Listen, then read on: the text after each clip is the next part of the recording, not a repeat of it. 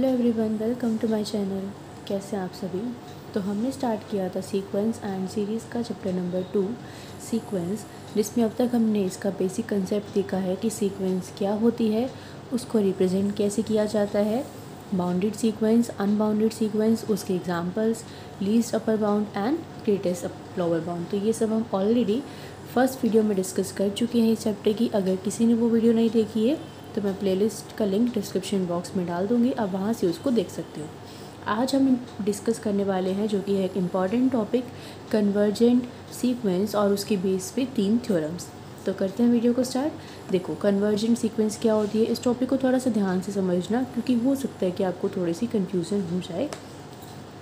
A sequence an is said to be convergent to a real number L if for any given epsilon greater than 0, however small it may be, there exists a positive integer m depending upon epsilon such that mod of an minus L less than epsilon for all n greater than equals to m। क्या होती है convergent sequence?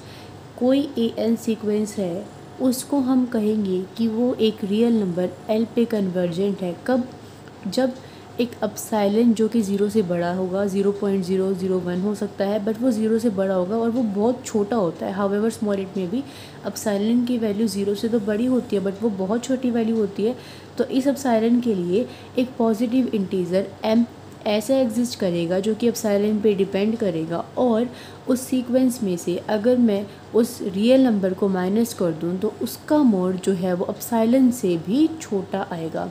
हमने epsilon इतना छोटा late किया हुआ है, और अगर हम उस an में से उस नंबर को माइनस कर दें कि जिस पे वो सीक्वेंस कन्वर्जेंट है, तो उसका मोड भी उस एप्सिलॉन से छोटा आएगा। किसके लिए? For all n greater than equals to m।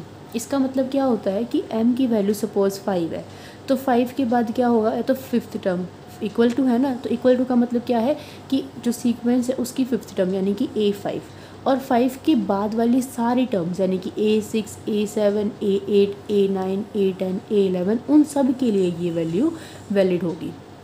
तो क्या है कन्वर्जेंट सीक्वेंस की डेफिनेशन? किसी सीक्वेंस को किसी एक रियल नंबर L पे कन्वर्ज कहेंगे कि अगर एप्सिलॉन की वैल्यू के लिए, एप्सिलॉन कितना भी छोटा क्यों ना हो, एक पॉजिटिव इंटीजर m ऐसा एग्जिस्ट करेगा कि मैं उस अगर L को माइनस कर दूं an में से, तो उसका मोड भी एप्सिलॉन से लेस रहेगा, और वो m किसके लिए वैलिड है? n greater than equals to m। यानी कि जो अगर आप m की वैल्यू 5 ले रहे हो तो a5 term, a6 term, a7 term, a8 term, a9 term और अप टू इन्फिनिटी तक। ठीक है।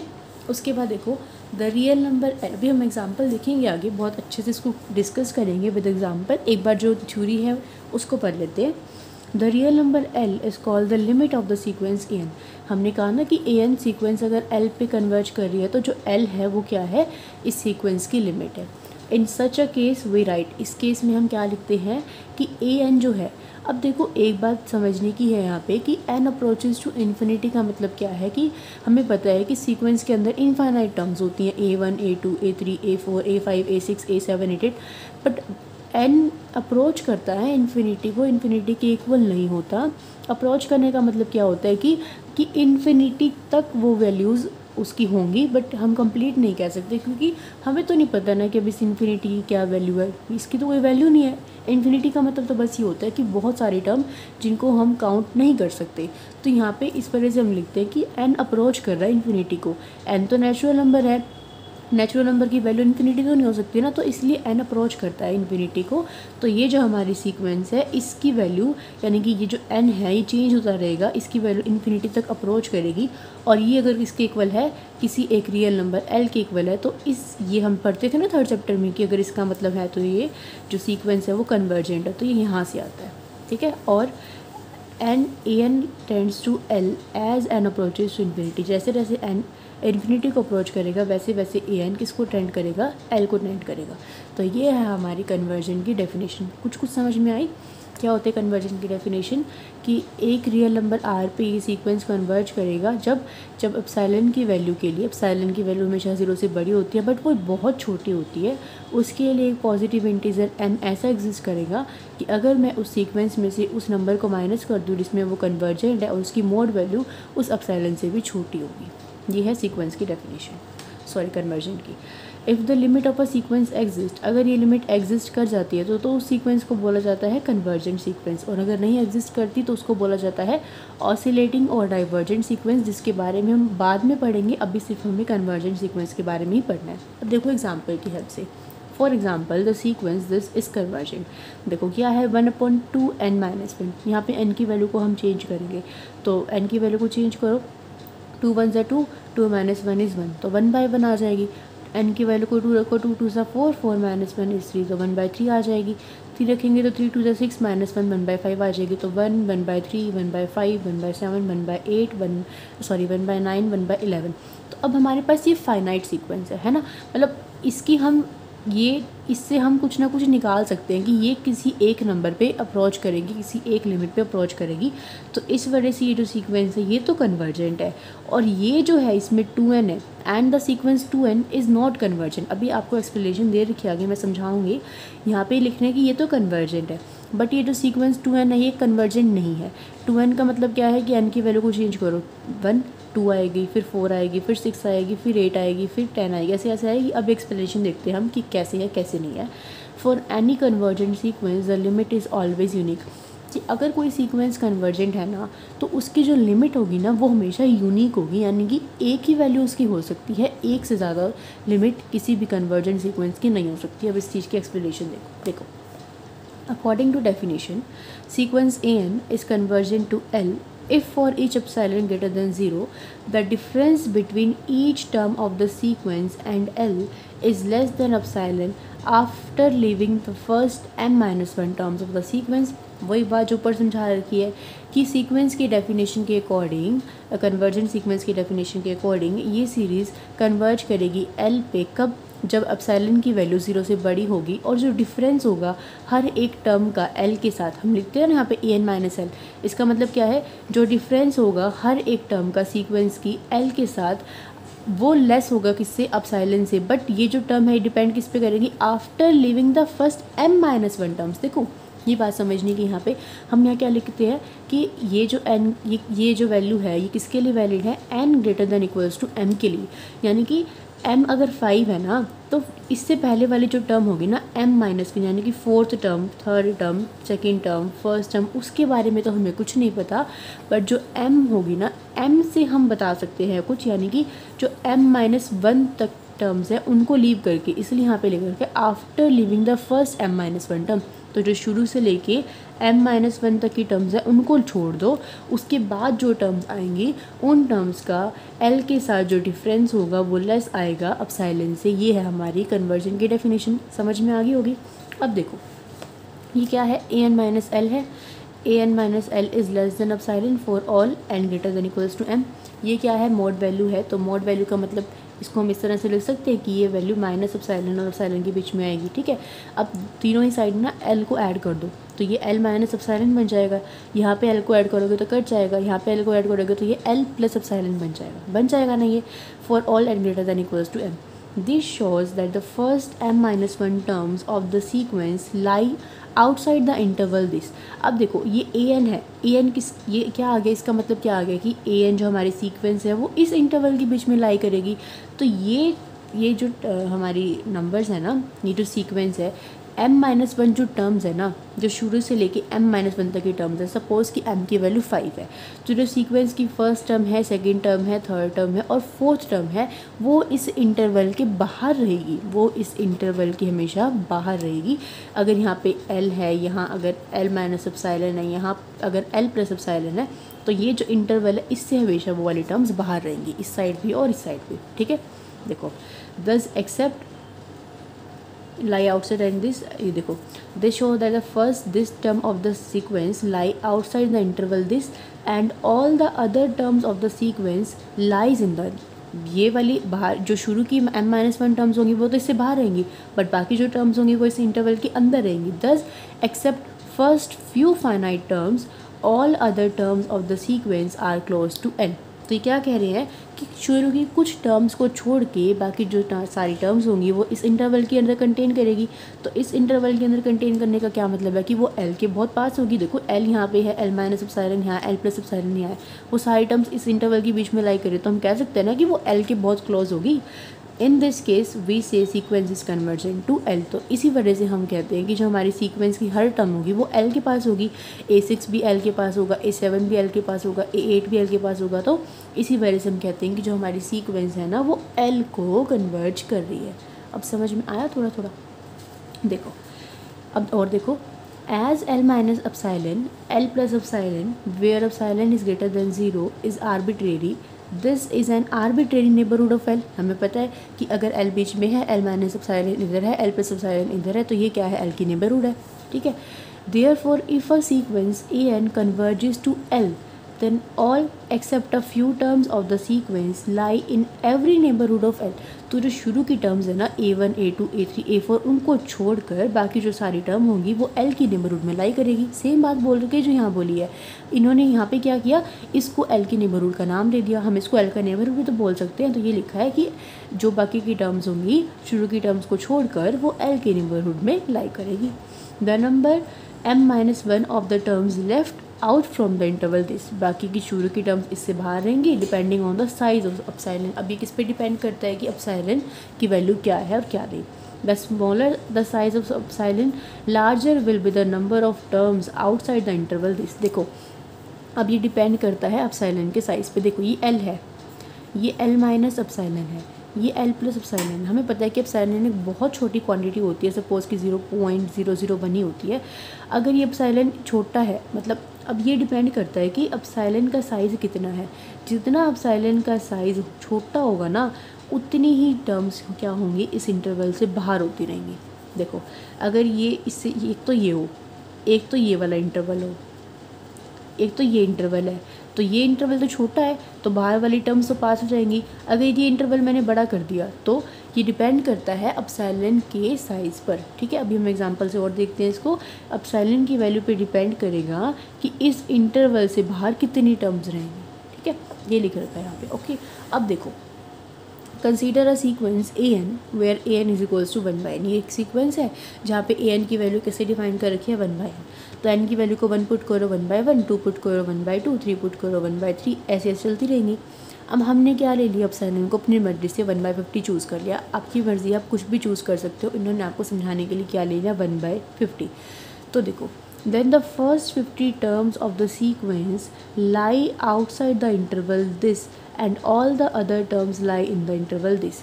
तो अगर हमने एप्सिलॉन की वैल्यू को क्या चूज़ कर लिया, 50 चूज़ कर लिया, तो इसका मतलब क्या है कि 50 और 50 के बाद वाली टर्म्स तो इस इंटरवल के अंदर लाई करेगी, बट 1 से लेके जो शुरू की टर्म्स है ना 50, वो इस इंटरवल की बाहर लाई करेगी। अब ये क्या है, ये अभी मैंने आपको तो समझाया था, एल माइनस एप्सिलॉन और एल प्लस एप्सिलॉन है। ये तो एल है, ये माइनस एप्सिलॉन, और ये क्या है, एल प्लस एप्सिलॉन। यहाँ एन का काम कौन कर रहा है, ये 0 कर रहा है। क्या किया इन्होंने, ये एक सीक्वेंस ली एप्सिलॉन। देखो आप नंबर लाइन में देखो इस चीज़ को, ये 0 है, ये 1 है। इस सीक्वेंस को अगर मैं ड्रॉ करूँ तो 1/2, 1/3, 1/4, 1/5, 1/6, 1/7, 1/8 ऐसे चलता रहेगा। 1/97, 1/98, 1/99, 1/100 कुछ इस तरह से ही आएगा। ठीक है, और अगर -1/100 की बात करें तो इधर आएगा। अब हमने क्या लिया है, एप्सिलॉन को 1/50 लिया है। एप्सिलॉन को 1/50 लिया है ना, तो 0 माइनस जब मैं 1/50 करूँगी तो सपोज़ कि 1/50 यहाँ है। देखो 1/7 है, 1/97 है, तो 1/50 सपोज़ यहाँ है। तो 0 माइनस 1/50, 0 माइनस 1/50 मतलब कि ये अगर ये 0 है, ये 1/50 है, तो एक बार तो इसके अंदर सब्ट्रैक्ट कर रहा है, और एक बार अगर मैं 0 और 1/50 को ऐड कर दूँ तो देखो एक बार तो ये वाला इंटरवल यहाँ से लेके यहाँ तक का, और एक बार ये वाला इंटरवल यहाँ से लेके यहाँ तक का। तो जो स्टार्टिंग की टर्म्स होंगी 1 से लेके 49 तक की टर्म्स, वो तो देखो यहाँ इस इंटरवल के बाहर ही रहेंगी। अब वो इधर भी रह सकती हैं, वो इधर भी रह सकते हैं। It depends upon the epsilon, ये एप्सिलॉन पे ही डिपेंड करता है। देखो दूसरा एग्जांपल, अगर मान लो एप्सिलॉन की वैल्यू 1/60 हो जाए तो शुरू की 60 जो टर्म्स होंगी ना वो इस इंटरवल से बाहर रहेंगी। अगर आप एप्सिलॉन को 1/100 ले लो तो शुरू की 100 टर्म्स होंगी वो इस इंटरवल से बाहर रहेंगी। यही आपको चीज़ यहाँ समझा रखी है। देखो, this shows that an sequence 1/n converges to 0। अभी 0 पे क्यों कन्वर्ज कर रही है? 0 पे इसलिए कन्वर्ज कर रही है कि आप कोई एप्सिलॉन की वैल्यू लेके देखो, यहाँ पे लेके देखो तो 0 क्या आएगा? 0 हमेशा इन नंबर्स के बीच में आएगा। 0 हमेशा इन नंबर्स के बीच में आएगा। आप कोई भी नंबर लो तो वो 0 के पास आएगा कि नहीं आएगा? 1 है, 1/2 है, वो भी 0 के पास है, 1/3 है, वो भी 0 के पास है, 1/4 है, वो भी 0 के पास है, 1/5 है, वो भी 0 के पास है, 1/100 है, वो भी 0 के पास, 100 के पास है, 0 के पास है। तो इस सीक्वेंस के जो नंबर है ना वो सारे के सारे 0 के पास है कि नहीं? इसी वजह से हम कहेंगे कि ये जो सीक्वेंस है ये 0 को कन्वर्ज कर रही है। समझ में आया या नहीं आया? देखो, मेन थिंग आपको जो समझनी है वो क्या समझनी है? क्वेश्चन में तो इस तरह से नहीं आएगा। आपको मेन थिंग जो समझनी है इस चैप्टर के लिए वो ये है कि कन्वर्जेंट सीक्वेंस की आपको डेफिनेशन आनी चाहिए, आपको ये स्टेटमेंट पता होनी चाहिए और आपको ये स्टेटमेंट पता होनी चाहिए। बाकी जो थ्योरम्स हैं वो भी आपको आनी चाहिए। क्वेश्चन कुछ इस तरह से ऐसे तो नहीं आएंगे, क्वेश्चन जैसे आएंगे वो मैं आपको बता दूँगी। देखो, क्वेश्चन तो आपके इस तरह से आएंगे कि आपको फर्स्ट 5 टर्म्स निकालनी है और nth टर्म निकालनी है, बाउंडनेस निकालनी है और शो करना है। देखो, इस तरह से तो क्वेश्चन आ सकता है कि बाय डेफिनेशन शो करो कि ये जो हमारी सीक्वेंस है ना वो 0 को कन्वर्ज कर रही है। अभी हमने कौन सा एग्जांपल लिया था? 1/n वाला लिया था ना। अब यहाँ पे इन्होंने कौन सा दे दिया? 1/n² दे दिया। इन्होंने कहा कि शो करो कि ये जो सीक्वेंस है ये किसको कन्वर्ज कर रही है? 0 को, और ये वाली भी सीक्वेंस जो है वो किसको कन्वर्ज कर रही है? 0 को। तो इस तरह से क्वेश्चन आएंगे आपके पास, ठीक है। तो आपको इसको डेफिनेशन से सॉल्व करना होगा, तो डेफिनेशन आपको ज़रूर आनी चाहिए। अब देखो कैसे कर रखा है ये वैसे तो हम बाद में करेंगे, आप इसको देख सकते हो कि इसमें an मान लिया, एप्सिलॉन को नंबर मान लिया, an-0 करा, इसकी वैल्यू निकाल दी, उसको लेस देन एप्सिलॉन कर दिया, देन सॉल्व करके n की वैल्यू को मान लिया, फिर इसको मतलब इसको बाय डेफिनेशन सॉल्व करना है। ये मैं आपको अच्छे से समझाऊंगी जब मैं आपको एग्जांपल्स करवाऊंगी। अगर आप चाहो तो एक बार इस क्वेश्चन को खुद से कर सकते हो, मैं आपको इसको बाद में अच्छे से समझाऊंगी, ठीक है।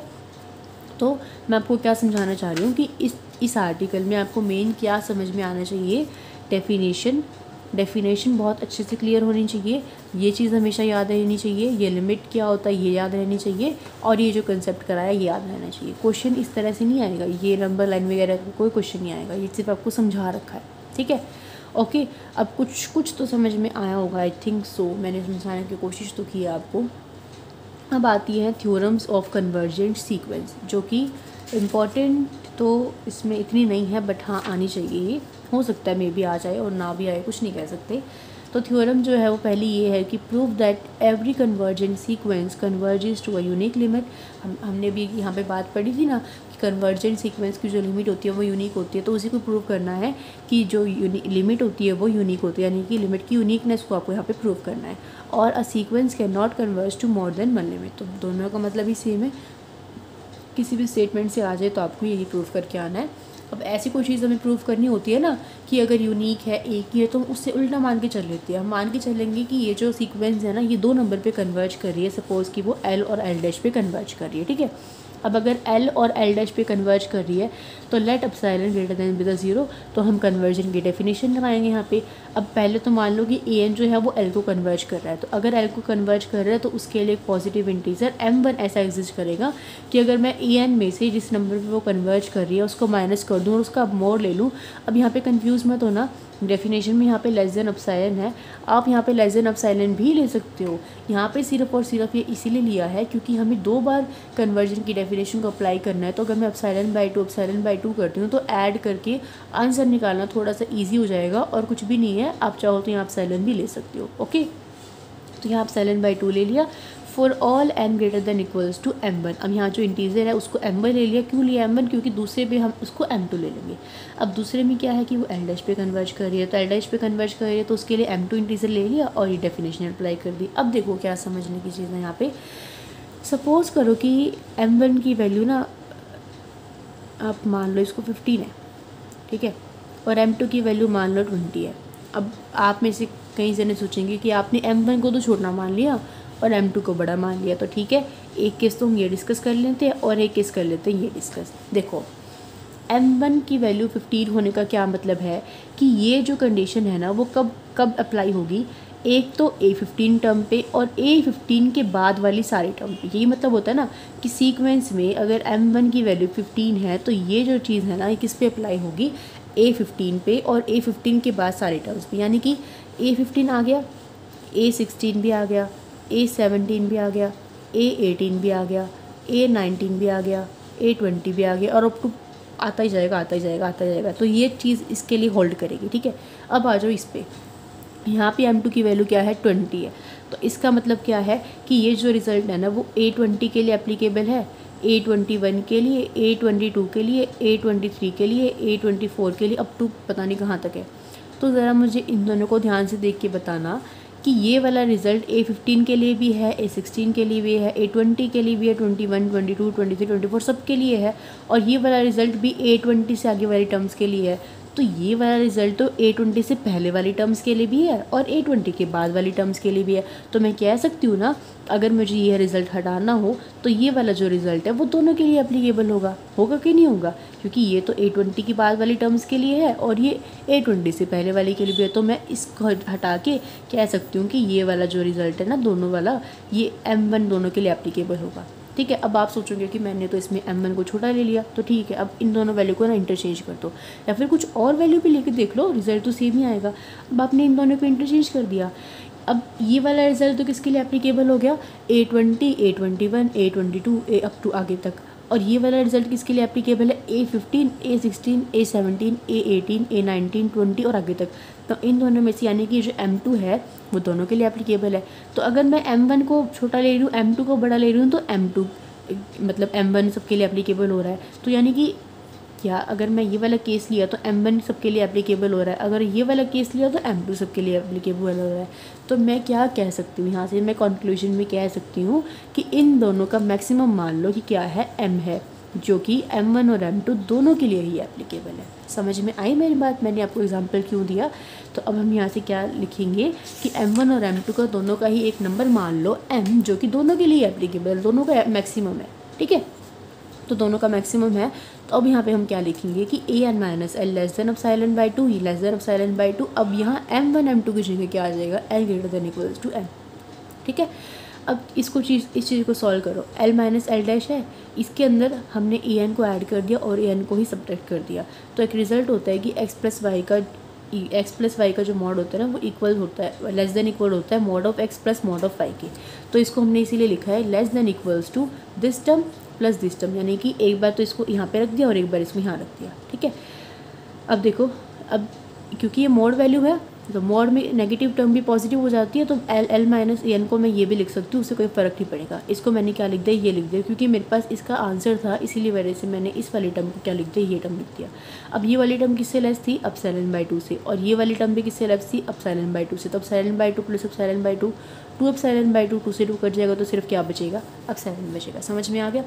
अब अपनी मर्जी से ना एप्सिलॉन को मान लो कि mod of L minus L dash by 3 है, या फिर आपकी मर्जी है, आप इसको दिस बाई 2 मान सकते हो, 4 मान सकते हो, 5 मान सकते हो, 6 मान सकते हो, कुछ भी मान सकते हो, बस ये नहीं मानना, इसको छोड़ के बाई 2 बाई 3 बाई 4 बाई 5 कुछ भी मान लो। तो अब मुझे एक बात बताओ, इस एप्सिलॉन की वैल्यू को यहाँ ज़रा पुट करो तो क्या आएगी, L माइनस एल डैश का mode less than by this. तो ये नंबर मान लो कि 6 है, तो ये नंबर क्या होगा, 6 बाई 3 2। तो क्या 6 छोटा होगा 2 से, नहीं होगा ना। तो ये नंबर कभी भी छोटा होगा, एक नंबर को आपने 3 से डिवाइड कर दिया तो वो नंबर क्या बड़ा आएगा, कभी भी नहीं आएगा ना। तो इसका मतलब ये क्या आ गया, कॉन्ट्राडिक्शन। और ये कॉन्ट्राडिक्शन क्यों आई, क्योंकि हम लेके ही गलत चले थे कि L और L डैश पे वो कन्वर्ज करेगा, तो हमारी जो असम्पशन थी वो गलत थी। इसी वजह से जो कन्वर्जेंट सीक्वेंस होगी वो हमेशा एक ही लिमिट पे यूनिक लिमिट पे कन्वर्ज करेगी। इसी वजह से हम जो लिमिट के आगे लिखते हैं वो दा लिखते हैं, ना कि ए, क्योंकि ए लिमिट नहीं लिखते क्योंकि लिमिट ए की है, तो इस वजह से हम उसके आगे दा लगाते हैं। क्लियर है। उसके बाद आती है second theorem, prove that every convergent sequence is bounded but not conversely. ये कुछ मतलब देख लो, वैसे कुछ खास इंपॉर्टेंट तो नहीं है, क्योंकि यूनिकनेस वाली तो फिर भी आ सकती है, चांसेस हैं आने के। ये कह रहे हैं कि प्रूव करो कि कन्वर्जेंट सीक्वेंस हमेशा बाउंडेड होती है बट इसका कन्वर्स ट्रू नहीं है, ठीक है। तो हमने मान लिया कि एन सीक्वेंस है ना वो एल को कन्वर्ज करती है, तो हमें पता है विशल एल को कन्वर्ज करती है, तो हमें क्या शो करना है कि वो बाउंडेड है। तो हमें ये चीज़ शो करनी है कि वो बाउंडेड सीक्वेंस है। अब अगर एल को कन्वर्ज करती है तो कन्वर्जन की डेफिनेशन लगा दो, कन्वर्जन की डेफिनेशन लगा दी और कुछ भी नहीं किया। अब क्या किया, इसका मॉड खोल दिया ये, ठीक है। अब हमने ना क्या मान रखा है यहाँ पे, मिनिमम मान रखा है। क्या चीज़, देखो हमारे पास क्या होगा, ये तो L होगा, ये L माइनस एप्सिलॉन होगा, ये L प्लस एप्सिलॉन होगा, कुछ इस टाइप से होगा ना, कुछ इस टाइप से होगा। तो ये जो स्मॉल t है ना, ये तो हमने मिनिमम वैल्यू किसके लिए मान ली, a1 a2 a और m से पहले वाली जो टर्म है am-1, और ये यानी कि इस वाली इंटरवल की जो टर्म्स है ना, इधर वाली टर्म्स, इस इधर वाले इंटरवल में जो टर्म्स आएंगी यहाँ से लेके इस वाले इंटरवल में, देखो L माइनस एप्सिलॉन से पहले वाली जितनी भी टर्म्स आएंगी ना, ये तो L इसको छोड़ दो, इससे पहले वाली जितनी भी फाइनाइट टर्म्स आएंगी, देखो हमने डिस्कस किया था ना कि इस इंटरवल के अंदर तो कौन सी टर्म आएंगी, M और M के बाद वाली, बट जो M से पहले वाली टर्म्स होंगी वो कुछ इस साइड होंगी और कुछ इस साइड होंगी। तो जो इस साइड वाली टर्म्स है उसको तो मान लिया स्मॉल t, और जो इस साइड वाली टर्म्स है ना उसको मान लिया कैपिटल T। समझ में आई मेरी बात कि अगर m की वैल्यू 6 है तो a1 से लेके a6 तक की टर्म्स तो इस इंटरवल के अंदर आएंगी सीक्वेंस की, बट जो a7 a8 a9 इतनी सारी टर्म्स हैं वो कुछ इधर होंगी और कुछ इधर होंगी, हमें नहीं पता कहाँ पे होंगी। तो हमने मान लिया कि स्मॉल t तो इधर वाली टर्म्स है और कैपिटल T इधर वाली टर्म्स है। तो देखो अब यहाँ से हमें क्या मिल गया कि an जो सीक्वेंस है यानी कि L, देखो ये हम किसकी बात कर रहे हैं, इस an की बात कर रहे हैं, ये an सीक्वेंस की तो टर्म्स है ना दोनों।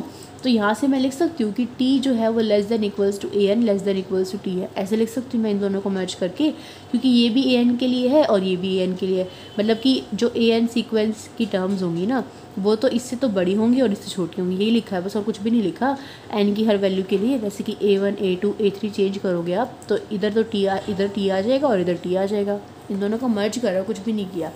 तो यहाँ से क्या हो गया कि an एक नंबर से तो बड़ी है और एक नंबर से छोटी है, तो ये किसकी डेफिनेशन होती थी, बाउंडेड की डेफिनेशन होती थी।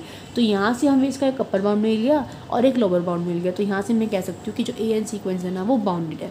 बस यही हमें शो करना था, हम लेके तो इसको कन्वर्जेंट चले थे और प्रूफ हमने कर दिया कि ये बाउंडेड है, बस कुछ खास नहीं था इस थ्योरम में, चाहो तो पढ़ लेना। अब इसका कन्वर्स बताना कि ट्रू है या नहीं है, नहीं है इसका कन्वर्स ट्रू, हमने एक एग्जांपल ले दिया ये -1 की पावर n-1, तो इसको सॉल्व किया तो 1 -1 1 -1 1 -1 1 -1 यानी कि an की जो टर्म्स है ना वो -1 और 1 ही आती रहेंगी बार बार। तो अब ये जो सीक्वेंस वो बाउंडेड तो है, बट इसके अंदर कोई एक नंबर ऐसा नहीं है कि जिस पे ये सीक्वेंस कन्वर्ज करे, क्योंकि इसके अंदर दो नंबर्स आ रहे हैं बार बार और हमें पता है कि कन्वर्ज तो सिर्फ एक नंबर पे कर सकती है, तो ये किसी एक नंबर पे कन्वर्जेंट नहीं होगी, तो ये सीक्वेंस कन्वर्जेंट नहीं है बट बाउंडेड है। बस ये प्रूव करना था। तो देखो यहाँ से हमें क्या पता चलती है, ये इंपॉर्टेंट है। From the above theorem we conclude that boundedness is a necessary condition for the convergence of sequence. तो किसी भी सीक्वेंस के कन्वर्जेंट होने की जो नेसेसरी कंडीशन है वो क्या है, उसकी बाउंडेडनेस। अगर वो बाउंडेड होगी तो ही वो कन्वर्जेंट होगी, ठीक है। If a sequence is not bounded then it can not be convergent. अगर कोई सीक्वेंस बाउंडेड नहीं है तो वो कन्वर्जेंट नहीं होगी। अभी हम इस चीज़ को प्रूव करके चुके हैं कि अगर कोई सीक्वेंस, अगर prove that every sequence is bounded, हमने क्या लिया, कन्वर्जेंट सीक्वेंस ली और वो बाउंडेड आ गई, फिर हमने एक बाउंडेड सीक्वेंस ली बट वो कन्वर्जेंट नहीं आई। तो यहाँ से हमें क्या पता चला कि किसी भी सीक्वेंस की कन्वर्जेंट होने की जो नेसेसरी कंडीशन है वो बाउंडेडनेस है। अगर वो बाउंडेड है तो ही वो कन्वर्ज करेगी, ठीक है। मतलब कन्वर्ज होने के लिए बाउंडेडनेस ज़रूरी है। देखो अभी ये एग्जांपल था, इसमें बाउंडेड तो थी बट कन्वर्जेंट नहीं थी, तो कोई बात नहीं, बट अगर कोई सीरीज़ हम कह रहे हैं ना कि कन्वर्जेंट है तो वो बाउंडेड तो ज़रूर होगी, इसका मतलब ये है। और इस तरह के जो नोट होते हैं ना, इनको आप ज़रूर से ज़रूर पढ़ा करो और साथ साथ नोट किया करो। आगे जो भी कॉम्पिटिटिव एग्ज़ाम्स होती हैं ना, या फिर आप MSc एंट्रेंस के लिए भी पेपर दोगे तो इस तरह की जो स्टेटमेंट्स होती है ना, इन पे ही आगे वो क्वेश्चन बना देती हैं। अब अगर आप नोट कर लोगे, इसको पढ़ लोगे तो आपको ध्यान में रह जाएगा कि हाँ हमने पढ़ा था कि कन्वर्जन के लिए ना बाउंडेडनेस ज़रूरी होती है। बट कुछ बच्चे क्या होते हैं, ये चीज़ें छोड़ देते हैं, ये नोट और इन मार्क्स छोड़ देते हैं, तो फिर आपको समझ में नहीं आएगा, ना ही आपको याद रहेगा। ये छोटी छोटी चीज़ें ना बहुत इंपॉर्टेंट होती हैं, इन पर क्वेश्चन बना देते हैं क्योंकि उनको पता है कि बच्चे चीज़ें नहीं पढ़ते, तो इनको ज़रूर पढ़ा करो। नेक्स्ट थ्योरम वो देख लेते हैं इस वीडियो के लिए, बस लास्ट टॉपिक है ये। A sequence an is convergent if given epsilon greater than 0 there exists a positive integer m such that this whenever m greater than equals to m। ये कह रहे हैं कि एक सीक्वेंस an अगर कन्वर्जेंट होगी, इस कन्वर्जेंट इफ़ अगर ये इससे बड़ा होगा तो उसके लिए एक पॉजिटिव इंटीजर m इस तरह से एग्जिस्ट करेगा कि an में से अगर आप am को माइनस कर दो उसका मॉड एप्सिलॉन से लेस होगा, ये आपको प्रूव करना है, ठीक है। हमने मान लिया कि जो an है ना वो l पे कन्वर्ज कर रही है, तो for given epsilon greater than equals to 0 हमने कन्वर्जन की डेफिनेशन लगा दी। तो अब ये किसके लिए सेटिस्फाई है, m और m से सारी बड़ी वैल्यू के लिए, तो ये रिजल्ट m के लिए भी तो होल्ड करेगा ना, m के लिए और m+1 m+2 टर्म्स के लिए करेगा, तो ये टर्म m के लिए भी तो होल्ड करेगा। तो मैं इसकी जगह m भी तो लिख सकती हूँ ना कि am minus L less than ε/2।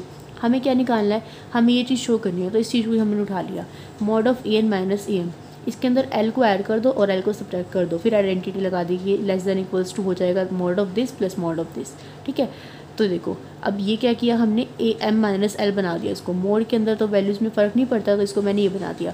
अभी इससे भी ये वाली टर्म किससे लेस थी, ε/2 से, ये किससे लेस थी, ε/2 से, तो इनको ऐड करोगे तो क्या बनेगा, एप्सिलॉन बनेगा। तो an माइनस am का मोड जो है वो लेस आ गया एप्सिलॉन से, बस हमें ये शो करना था, तो हम ऐसे लिख देंगे दस the sequence an is convergent if this is less than epsilon. बस, तो ये था आज का टॉपिक। आई होप कि आपको समझ में आया हो कन्वर्जेंट सीक्वेंस का और उसकी कुछ थ्योरम्स का। मैंने अपनी तरफ से पूरी कोशिश किया कि मैं आपको समझा पाऊँ। अगर समझ में आ गया हो तो प्लीज़ बता देना। अगर आप मेरे चैनल पे नए हो तो चैनल को सब्सक्राइब कर लेना और अपने फ्रेंड्स के साथ भी शेयर कर देना, वीडियो को लाइक कर देना। Okay, so see you guys in the next video, till then bye bye, take care, keep watching, keep studying.